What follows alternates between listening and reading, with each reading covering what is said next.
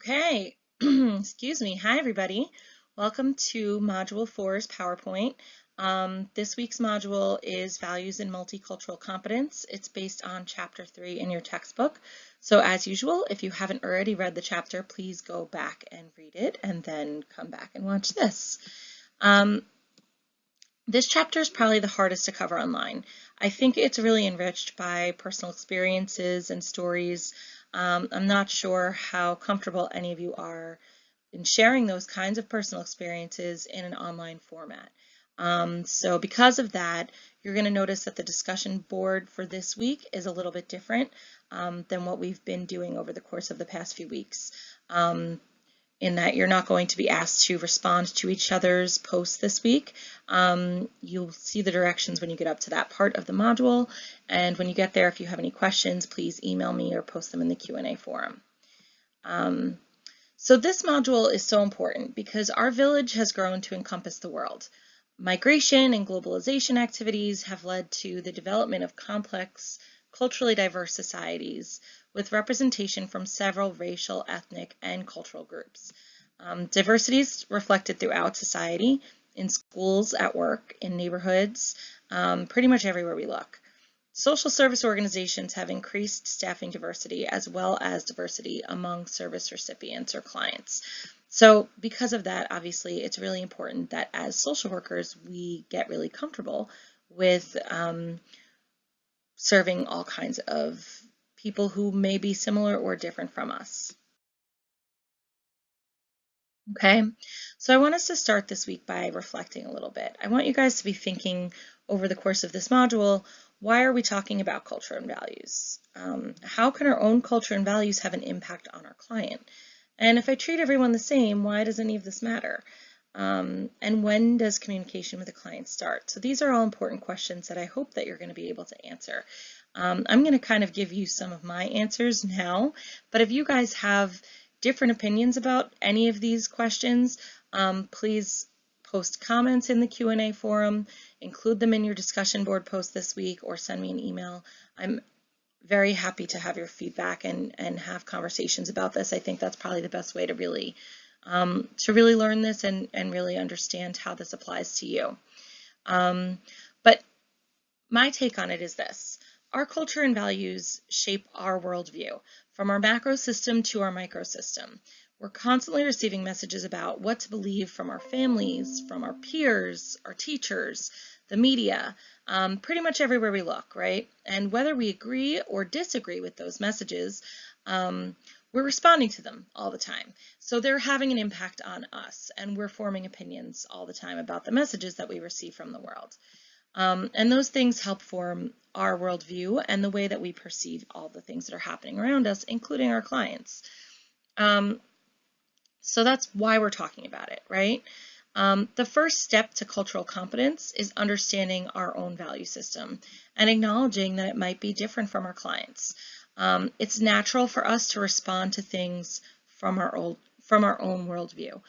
So for instance, if I had an African-American woman telling me that she was being attacked physically by her teenage son, and my response from my own worldview might be, well, did you call the police, or why didn't you call the police? And her response from her worldview might be, I didn't want him to get shot. That was based on an actual conversation that I had with a client one time. It's really important to be aware of the fact that we're not all coming from the same place. We're not all seeing things in the same way.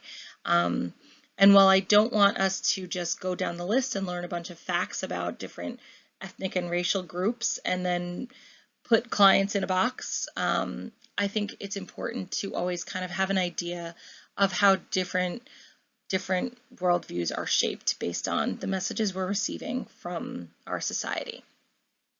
So we need to be mindful so that we can be empathic and try to understand how the client sees the world.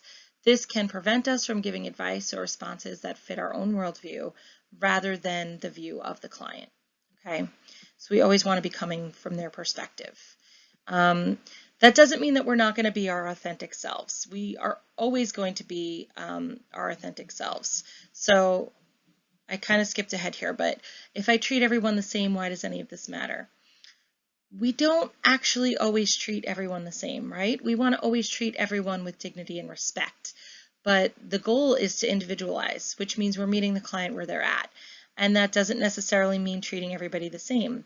We're meeting the needs of the client and collaborating with the individual client. So you might not treat your grandmother the same way you treat your best friend.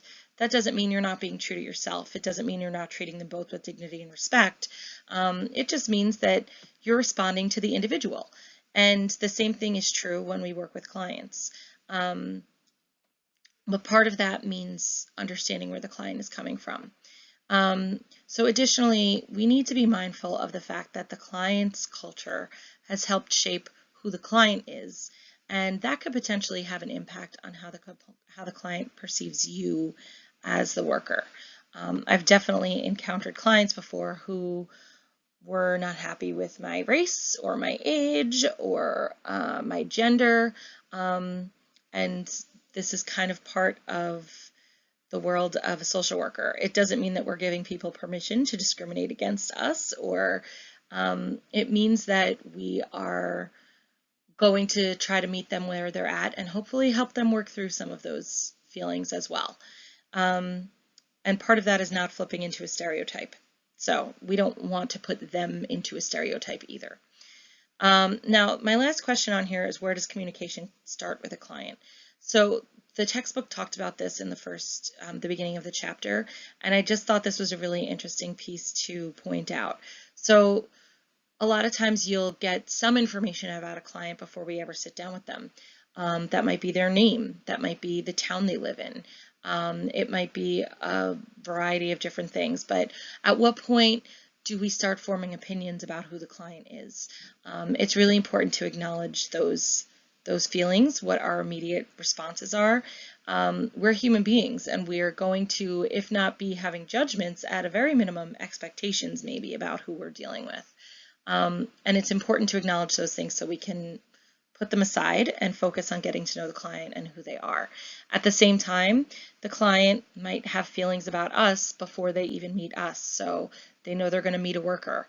Maybe they've had really negative experiences with workers in the past. Maybe they hate the agency that they're at. Maybe they're being mandated there. The client's probably already forming opinions about us as well. And then other things that are going to happen is we're going to meet them. We're going to see what they look like. They're going to see what we look like. They might, if somebody is disheveled, or if somebody looks upset, or if somebody has a particular smell to them.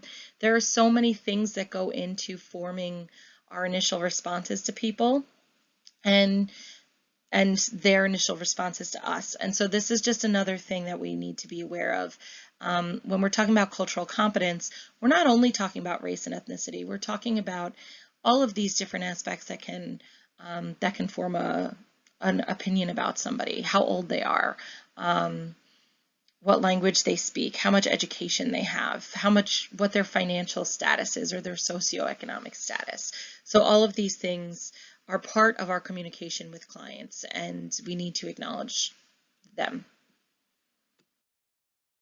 Okay, so there are a lot of terms here. They were also listed in your module. I want you guys to get familiar with these, not necessarily because I expect you to be quizzed on them in your field placement or by any of your clients, but mainly because it's important to understand that culture is complex and it has an impact on each of us in different ways. So just to review briefly, culture generally refers to the thoughts, feelings, attitudes, beliefs, values, and behaviors shared by a racial, ethnic, religious, or social group. So in other words, it's not any one of those things specifically that forms your culture, the way you see the world, but it's all of those things combined. And because of that, we have cultural diversity often within our own backgrounds, right? So cultural diversity is the phenomenon of human differences as generated by membership in various identifiable human groups. So that means that there's diversity among groups, there's diversity within groups, and each person can be a part of several groups, which all can impact their culture, their worldview. Cultural competence means the ability to engage in respectful and effective practice with diverse individuals, families, and communities, preserving their dignity and affirming their worth. So in other words, just not disrespecting somebody, not stereotyping somebody, not holding prejudices against any particular group. We want to make sure we're being respectful and with everyone we encounter. Cultural sensitivity refers to a worker's attitude of acceptance, respect, and appreciation for each client's cultural uniqueness, along with a willingness to learn about the cultural worlds of their clients. It's important to recognize that the client is the expert on themselves, right? And they're also going to, even if you're sharing the same culture as the client, it doesn't mean you're practicing all the same traditions. It doesn't mean you have the same understanding of what those traditions are. There may be some things that are very similar and some things that are very different. And so being culturally sensitive is acknowledging the fact that there can be those differences, that you're not trying to be the expert on anybody else's life. Cultural responsiveness is the ability to frame the conversation without overriding the client's perspective. So eliciting and accepting client stories without imposing your own assumptions. So you don't want to, it's a good idea to learn some facts about different cultures, because those things can help you understand if you're seeing a particular behavior, okay, this might be a cultural behavior. So for instance, a lot of Asian cultures, they find it disrespectful to make direct eye contact when you're having conversations, right? So by being culturally aware, culturally responsive, if you're engaged in a conversation with someone who's of Asian descent and they're not making eye contact with you, that might be why. And you can ask them if that's why, or you can say, you know, I noticed you're not making eye contact with me. Is it okay with you that I'm making eye contact? I don't want you to feel uncomfortable. There's ways to talk about culture without, you don't want to assume or put your own assumptions on anybody else's culture. Okay. This set of terms, you might be more familiar with some of them, less familiar with others. I think oppression and privilege are terms that get used frequently, but they're often glazed over without spending a lot of time focusing on them. I'm wondering why you think that is. I tend to think that people are uncomfortable. Oh boy, sorry. Oh geez, how do I go back? Okay, for some reason my recording is not letting me go back to that slide that I somehow just skipped over. But what I wanted to say about it briefly, to the best that I can remember, was that oppression and privilege are terms that get thrown around a lot, I think, but without people really spending time to discuss what they mean. I think they make people uncomfortable. Privilege is basically anything that is kind of bestowed upon us without us working for it or doing anything to achieve those things. So, for instance, things like having teachers. When I was a kid, a lot of my teachers were white women. And so that sent a message to me that I could be a teacher, right? And a lot of my professors also. It's things like economic privilege, which might mean that if we get pulled over and we get a ticket and we can pay that ticket, it's annoying, but it's not going to change our lives, right? But if we can't pay that ticket, we might have to face losing our driver's license, and then we might lose our job because then we can't get to work. And it might mean how you feel when you are pulled over in the first place, right? So for me, as a white woman, again, if I see that I'm being pulled over, I'm annoyed. I'm like, crap, how long is this going to take? Am I going to get a ticket? It's not fear of what the police officer is going to do to me. If I'm going to be illegally searched or accused of driving around with drugs or weapons. So there's a lot of things that go into privilege. Oppression is really the systematic, it's kind of like systemic racism, right? So oppression really refers to ways that different groups have been prevented from participating in society the same way that other groups have been. Ways that people's voices haven't been valued. Women not making the same amount of money as men. The fact that Black men are more likely to be imprisoned than white men, and they're more likely to face harsher penalties by the legal system. So those things are all aspects of oppression. I'm trying to remember what else was on that slide. I'm sure you guys have seen the term in front of you. Intersectionality refers to being a member of multiple groups that have all experienced oppression, so 2 or more groups. So being a Black woman is an intersectional identity. And we're going to talk more about some of these terms also in the 201 class, so don't panic if you're having a hard time with any of them right now.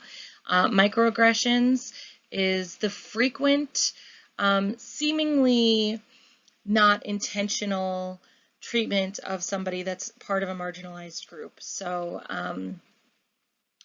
we're going to talk more again. So like when I was the assistant director in the last agency that I worked in, and at the time, you know, I'm 30 years old and I have a guy who's 45 who's working under me, but he constantly would refer to me as young lady, right? So just a reminder of the status that he's older, he's a man, and basically kind of sending a message that he doesn't have to take me seriously because I'm a young lady.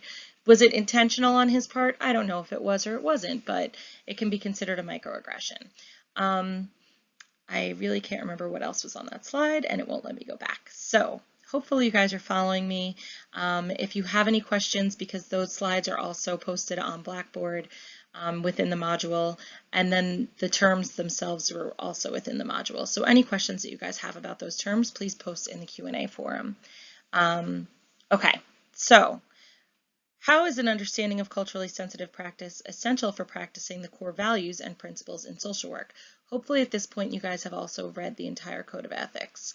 But I want to review what the ethical principles, well, the values on this page and the principles, and then the practice principles on the next page.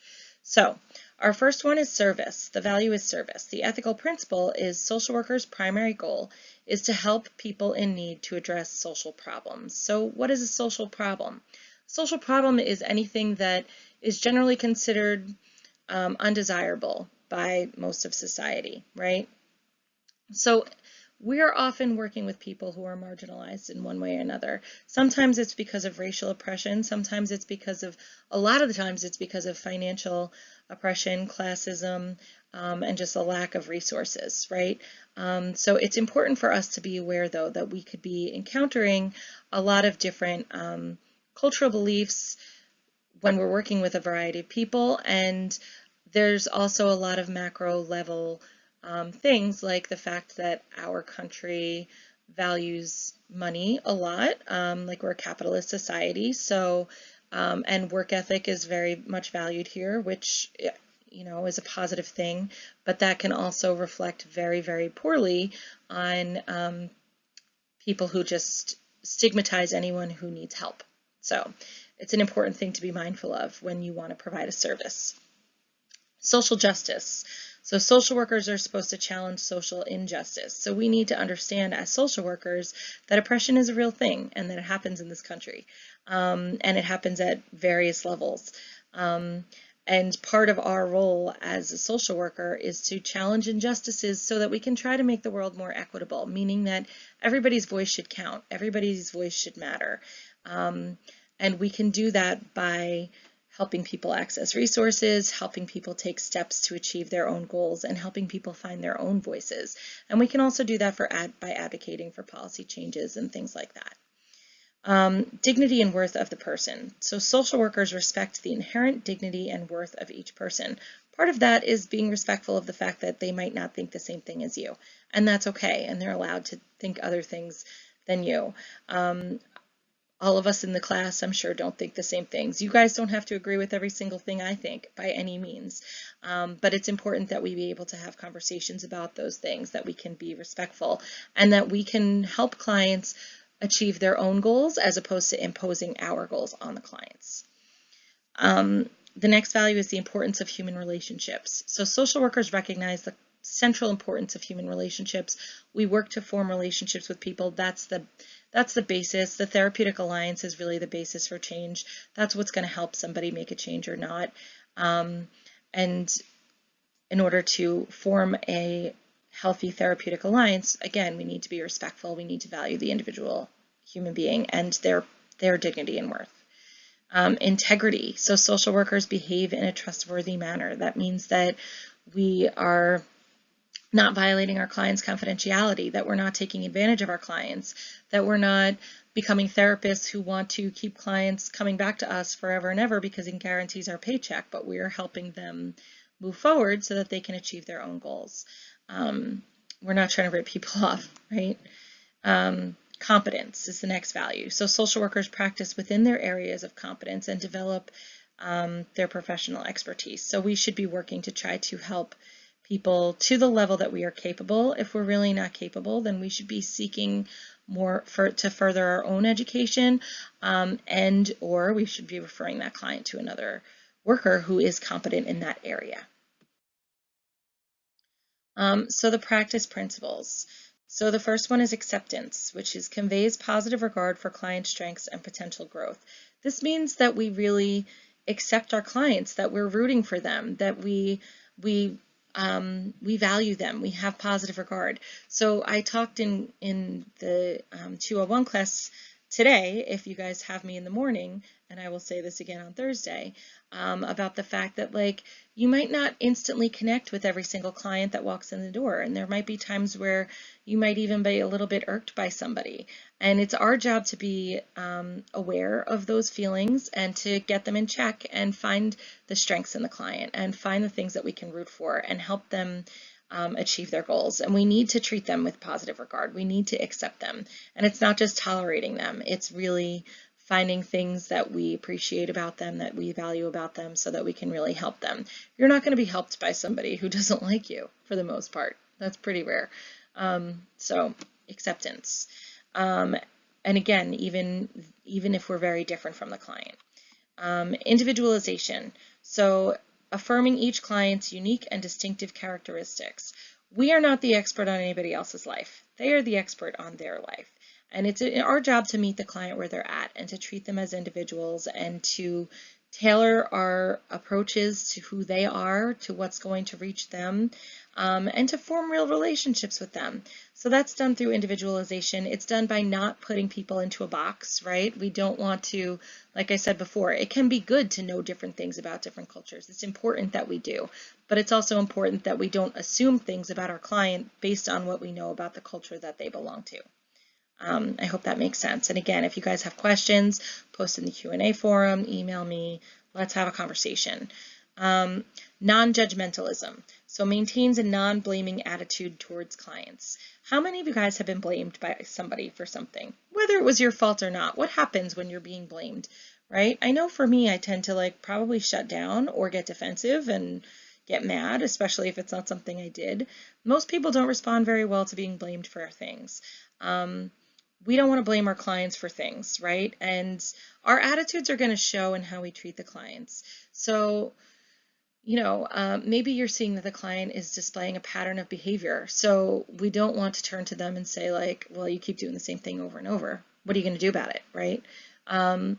But there's other ways to talk to clients about that's going to guide them to better understanding their behavior, better understanding their choices, and if they want to make changes. But it doesn't help for us to be blaming them.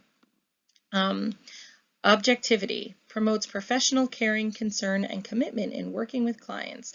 So being objective means that we are trying to keep ourselves and our own bias out of it. Everybody has some bias, right? I think that social work is the best helping profession in the world, right? There's other ways to help people. You can be a mental health counselor, you can be a psychologist, you can be a psychiatrist. I think social work is the best one. That's my bias, right? We all have it in different ways, but it's really important that we try to help focus on what is important to the client in an objective way without putting our own values and beliefs and feelings onto the client. And that helps develop the relationship because people will feel more valued when you are being objective and valuing their voice.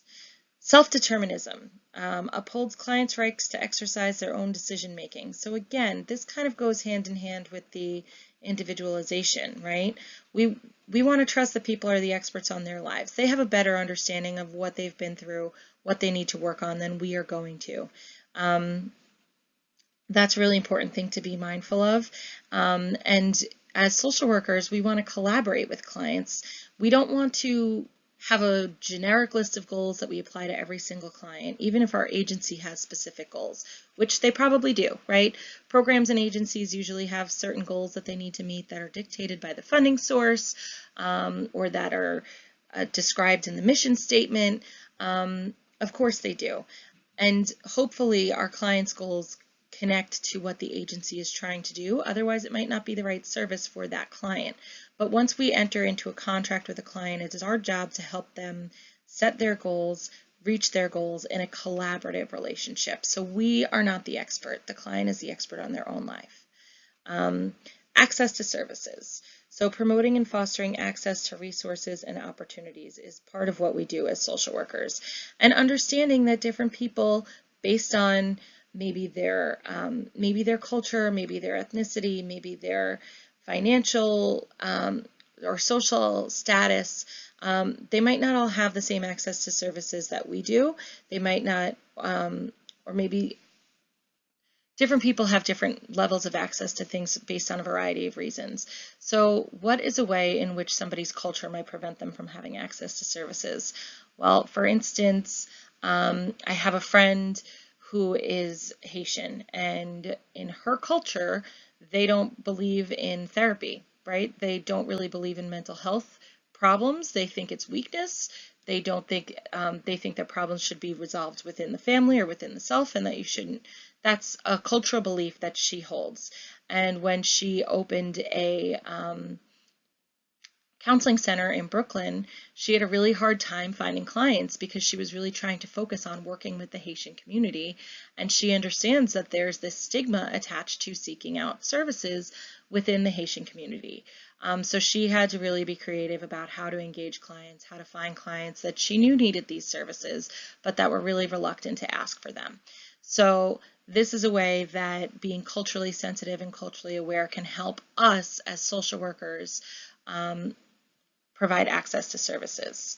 Okay, confidentiality, respecting clients' rights to privacy.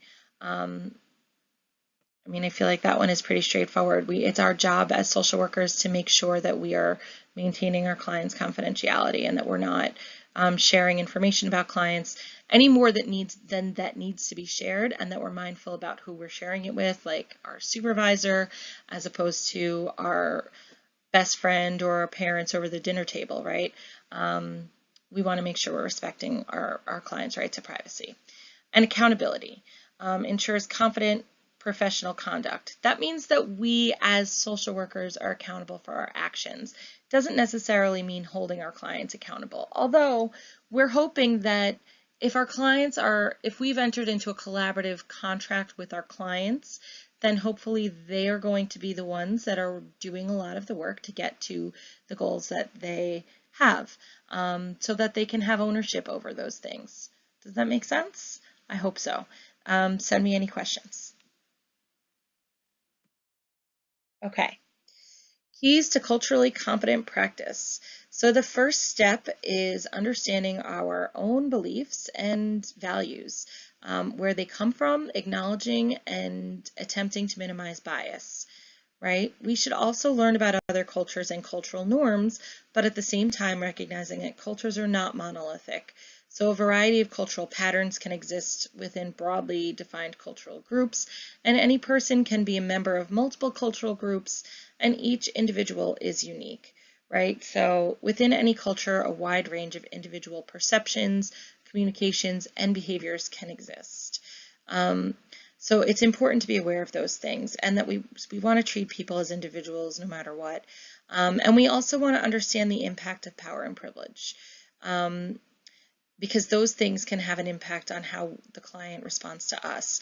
And even if we're a member of the same cultural group as the client, we still, if we're in the position of worker and they're in the position of client, there's a power dynamic that's inherent. And we want to work to minimize those power dynamics so that we can form a collaborative relationship.